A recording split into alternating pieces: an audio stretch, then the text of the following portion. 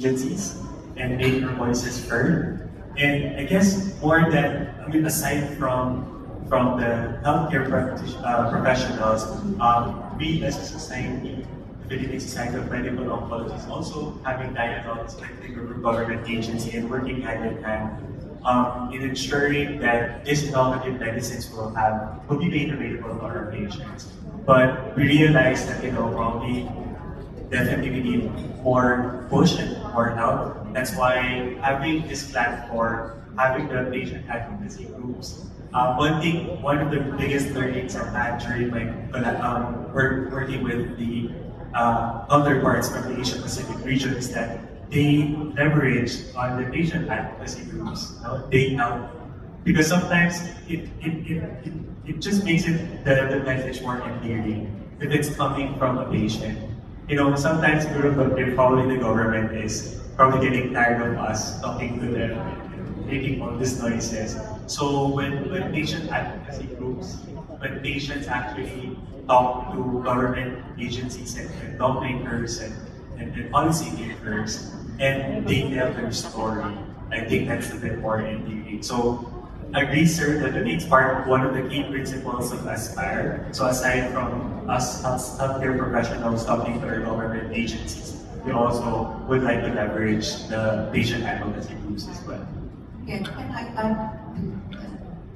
I add to that? Both are important: prevention, screening, early detection, and treatment. At this point in time, particularly, kasi wala pa tayong National Cancer Screening Program. And when we begin the National Cancer Screening, I said this kanina pa.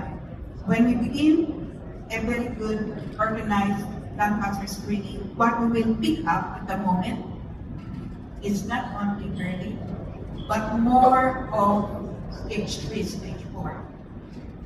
And we have to think of treatment because nandiyan na sila eh. What will you do with them if you find them? We have to treat them. So treatment is also important at this point in time. Maybe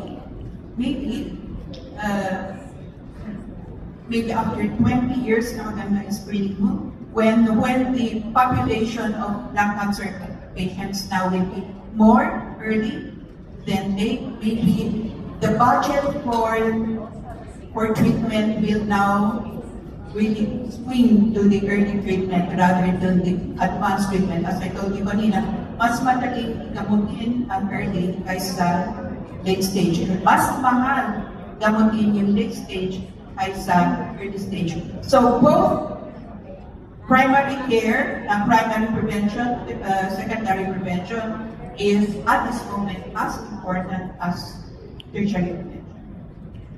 Alright, maraming salamat po to all our distinguished panelists. Thank you so much for your